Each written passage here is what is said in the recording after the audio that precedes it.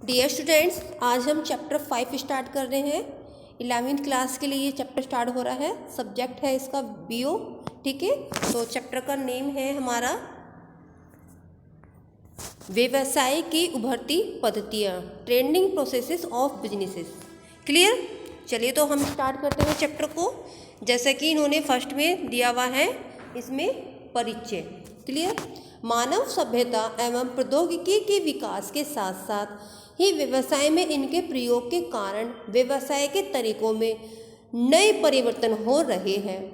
मतलब जैसे जैसे मानव सभ्यता और प्रौद्योगिकी के विकास हो रहे हैं, उसके साथ साथ ही व्यवसाय के जो प्रयोग के कारण हैं वो क्या हो रहे हैं, वो नए परिवर्तन हो रहे हैं उसमें, जिस कारण कुछ व्यवसायों को तो स्वरूप ही बदल गए हैं और उस कारण क्या हो गया है, व्यवसाय के तो कुछ स्वरूप ही बदल गए हैं।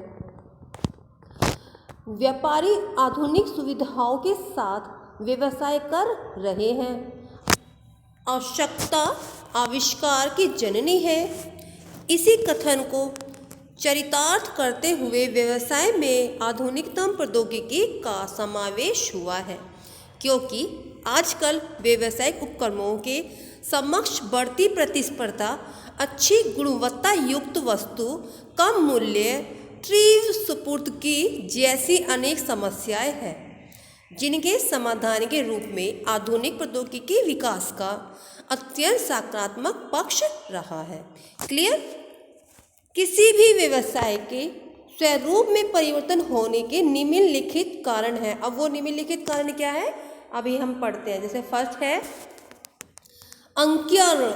अंकीयकरण, महास्त्रोतीकरण, भूमंडलीकरण। ठीक है, और इसका एक्सप्लेनेशन दिया हुआ है नीचे। उपयुक्त कारणों के फलस्वरूप ही किसी भी व्यवसाय के प्रबंध व्यावसायिक क्रियाओं जैसे क्रय एवं उत्पादन, विपणन एवं विक्रय, वित्तीय एवं मानव संसाधन आदि को उन्नत एवं सुगम बनाने हेतु, मतलब सुगम बनाने के लिए शोध एवं विकास की मदद से नए एवं उन्नत तरीकों को विकसित करने में लगे रहते हैं। स्टार्टिंग में हम हमारा ये ई व्यवसाय मतलब ई बिजनेस क्या होता है, हम इसको पढ़ते हैं अच्छे से। ठीक है, जैसे ई बिजनेस है, ई व्यवसाय दो शब्दों से मिलकर बना है, जिसमें ई का अर्थ है इलेक्ट्रॉनिक एवं व्यवसाय से आशय विभिन्न गतिविधियों जैसे उद्योग, व्यापार एवं वाणिज्य आदि से है। इसी प्रकार ई व्यवसाय से आशय कंप्यूटर नेटवर्क के सहयोग से आवश्यकतानुसार सॉफ्टवेयर बनाकर व्यापार करना है। इसमें इंटरनेट का भी प्रयोग अत्यंत महत्वपूर्ण है, जिसके द्वारा ई व्यवसाय संस्थान निजी एवं सुरक्षित नेटवर्क का प्रयोग करके अपने आंतरिक कार्यों को अधिक प्रभावी एवं कुशलतापूर्वक संपन्न करते हैं। क्लियर? ई व्यवसाय बनाम ई कॉमर्स। अब देखिए, ई बिजनेस ई कॉमर्स। देखिए, अब हम इसको पढ़ते हैं। सामान्य बोलचाल में ई व्यवसाय एवं ई कॉमर्स को एक ही अर्थ में प्रयुक्त किया जाता है। जो सामान्य बोलचाल होती है उसमें क्या करते हैं, ई व्यवसाय और ई कॉमर्स को एक ही अर्थ में प्रयुक्त करते हैं। व्यापक अर्थ में है, व्यवसाय के अंतर्गत ही ई कॉमर्स को भी सम्मिलित किया जाता है। ई कॉमर्स व्यवसाय का ऐसा स्वरूप है जिसके अंतर्गत ग्राहकों एवं पूर्तिकर्ताओं के साथ साथ इंटरनेट पर संपर्क बनाकर व्यापारिक गतिविधियां संपन्न होती है। ई व्यवसाय में ई कॉमर्स गतिविधियों के अतिरिक्त अन्य कार्य जैसे उत्पादन संबंधी क्रियाएं, स्टॉकिंग, प्रबंध, विकास, वित्त तथा लेखांकन एवं मानव प्रबंध भी सम्मिलित है। क्लियर? जैसे कि अब इसमें नीचे दिया हुआ है इन्होंने एक पॉइंट से ई व्यवसाय का कार्यक्षेत्र। अब ई व्यवसाय का कार्यक्षेत्र क्या होता है, हम इसको पढ़ते हैं। ठीक है, कंप्यूटर तथा प्रौद्योगिकी के विकास के कारण आज संपूर्ण विश्व में, मतलब पूरे विश्व में इसका प्रयोग निरंतर बढ़ता जा रहा है। इसका प्रयोग क्या हो रहा है, वो बढ़ता जा रहा है और कोई भी क्षेत्र इसके प्रयोग से अछूता नहीं है। मतलब कोई भी क्षेत्र इसके प्रयोग से अछूता नहीं है, मतलब वो अलग नहीं है, सभी ने इसका प्रयोग किया है। व्यावसायिक उपक्रमों में ई व्यवसाय का कार्यक्षेत्र अत्यंत व्यापक हो गया है। ई व्यवसाय की कोई भी गतिविधि उत्पादन, विपणन, विक्रय, मानव संसाधन प्रबंध, वित्तनयन आदि सभी कंप्यूटर एवं प्रौद्योगिकी का प्रयोग किया जा रहा है। क्लियर। अब हम आगे बढ़ते हैं। नेक्स्ट पेज पर इसका दिया हुआ है, थोड़ा सी और एक्सप्लेनेशन दिया हुआ है अभी इन्होंने। जैसे कि अभी ये हमारा बच रहा है, ई व्यवसाय के कार्य क्षेत्र का अध्ययन करने के लिए किसी व्यवसायिक उपक्रम के इलेक्ट्रॉनिक लेन देन एवं नेटवर्क विस्तार संबंधी गतिविधियों को निम्नलिखित 3 रूपों में विभक्त किया जा सकता है। अब वो 3 रूप कौन से हैं?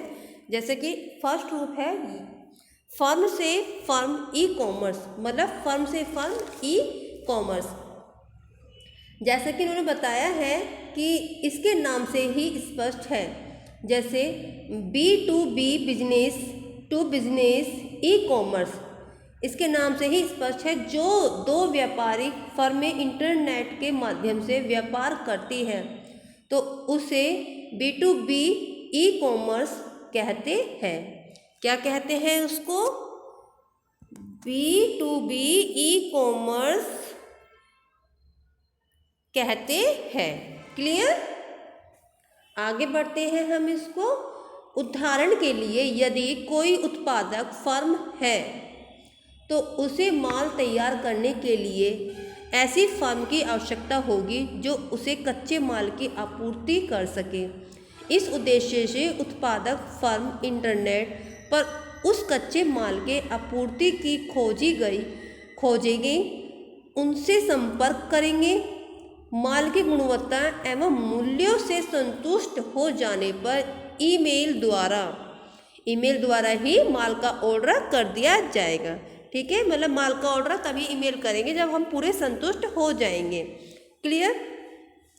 इसी प्रकार 2 व्यवसायों के मध्य होने वाली समस्त ऑनलाइन गतिविधियां B2B कहलाती है। क्या कहलाती है वो? B2B। जैसे कि इसमें नीचे देखिए चित्र में शो किया हुआ है, जैसे कि हमारा ये डायग्राम इन्होंने दिया हुआ है। थोक विक्रेता क्या करेगा? उपभोक्ता। ठीक है, जैसे कि व्यापारिक संगठन, ऑर्डर प्रक्रिया। थोक विक्रेता क्या करेगा? ऑर्डर प्रक्रिया करेगा। ठीक है, व्यापारिक संगठन विक्रेता है। ठीक है, फिर थोक विक्रेता क्या करेगा? उपभोक्ता, जो ये माल बेचता है। थोक विक्रेता क्या करता है?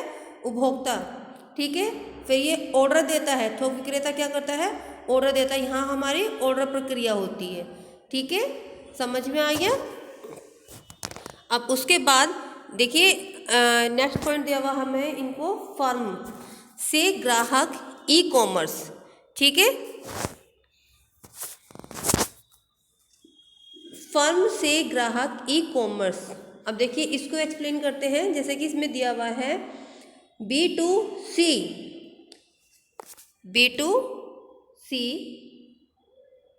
Business to customer e commerce. B2C business to customer e commerce, firm एवं ग्राहक के मध्य इंटरनेट के माध्यम से होने वाली समस्त गतिविधियां B2C अर्थात व्यापार से उपभोक्ता के अंतर्गत आती है। इसके अंतर्गत कंपनी एवं उपभोक्ता इंटरनेट पर एक दूसरे से संपर्क करते हैं।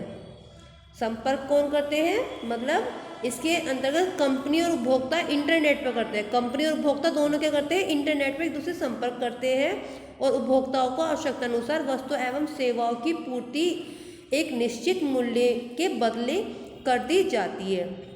इसके अंतर्गत विपणन, विक्रय के बाद सेवा के अतिरिक्त ग्राहकों की शंका एवं शिकायतों का समाधान भी इलेक्ट्रॉनिक रूप से किया जाता है।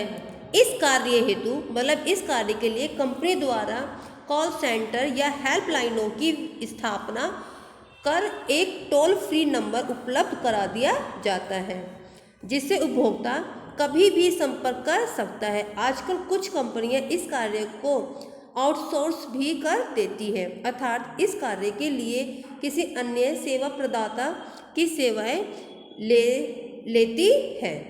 क्लियर? अब देखिए जैसे इसमें भी एक्सप्लेन किया हुआ है, हमको डायग्राम बना के दिया हुआ है, ठीक है। तो इस डायग्राम को बनाना बहुत ही ज़रूरी है क्योंकि इस डायग्राम से आप अच्छे से एक्सप्लेन कर सकते हैं अपना टॉपिक। एग्ज़ाम में आपको ये डायग्राम बनाना बहुत ही ज़रूरी है। अब देखिए हमारा नेक्स्ट पॉइंट है हमारा ये अंत है बी कॉमर्स, ठीक है। इंट्रा बी कॉमर्स एक ही व्यावसायिक फर्म के विभिन्न विभागों एवं कर्मचारियों के मध्य इंटरनेट के प्रयोग द्वारा पारस्परिक संपर्क एवं लेन देनों संबंधी गतिविधियां अंततः बी कॉमर्स के अंतर्गत आती है। ये सब क्या आती है? बी कॉमर्स के अंतर्गत आती है। अर्थात यहाँ इलेक्ट्रॉनिक लेन देनों से संबंधित सभी पक्ष एक ही कंपनी के विभिन्न विभाग या व्यक्ति होते हैं जिसमें विभिन्न कार्य जैसे आदेश, आपूर्ति, सूचना संचार, भर्ती, चुनाव, विकास आदि किए जाते हैं। क्लियर? फिर नेक्स्ट टॉपिक है हमारा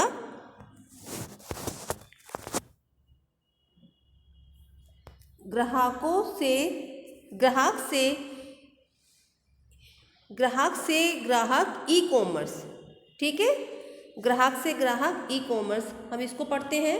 जैसे कि इसमें बोला है C2C, customer to customer e commerce, ठीक है। यह व्यापार का नवीनतम स्वरूप है जिसके अंतर्गत लेन देन के दोनों पक्ष ग्राहक ही होते हैं। दोनों पक्ष क्या होते हैं? वो ग्राहक ही होते हैं, इसलिए इसे C2C कहा जाता है। इंटरनेट का प्रयोग द्वारा व्यवसाय के इस स्वरूप ने एक देश ही नहीं अपितु संपूर्ण विश्व के ग्राहकों को एक साथ जोड़ दिया है, ठीक है। संपूर्ण विश्व के ग्राहकों को एक साथ जोड़ दिया है। फिर नेक्स्ट पेपर पे हमें इसमें दिया हुआ है, देखिए जैसे कि इसमें यहाँ पर थोड़ा सा पैराग्राफ रह गया है। इसके अंतर्गत व्यावसायिक फर्म या कंपनी लोगों को अपना सामान पुराना व नया दोनों बेचने एवं खरीदने के लिए एक दूसरे से संपर्क कर लेन देन की सुविधा प्रदान करती है। आजकल इस कार्य के लिए अनेक कंपनियां वेबसाइट के माध्यम से यह कार्य सफलतापूर्वक कर रही है, जिनमें OLX, Car24, eBay, Myntra आदि प्रमुख है, ठीक है। अब देखिए जैसे कि ये पैराग्राफ है और इसमें भी इन्होंने डायग्राम दिया हुआ है, तो इसका भी आप एक डायग्राम बना सकते हैं। क्लियर? तो अब इस वीडियो में मैं आपको इतना ही चैप्टर एक्सप्लेन करूँगी और इसका बाकी का टॉपिक अभी रह रहा है। जैसे कि हमारा अब स्टार्ट होगा नेक्स्ट वीडियो में ई वाणिज्य के लाभ। ई वाणिज्य के लाभ क्या क्या हुआ है, तो ई वाणिज्य के लाभ मैं आपको नेक्स्ट टॉपिक में एक्सप्लेन करूँगी। क्लियर? नेक्स्ट वीडियो आएगी आपको कल, मैं नेक्स्ट वीडियो सेंड कर दूँगी। बट फ़िलहाल इस वीडियो से जितना मैंने पढ़ाया है इतना आप अच्छे से समझेंगे। यदि कोई प्रॉब्लम आती है तो आप ग्रुप में पूछ सकते हैं। क्लियर?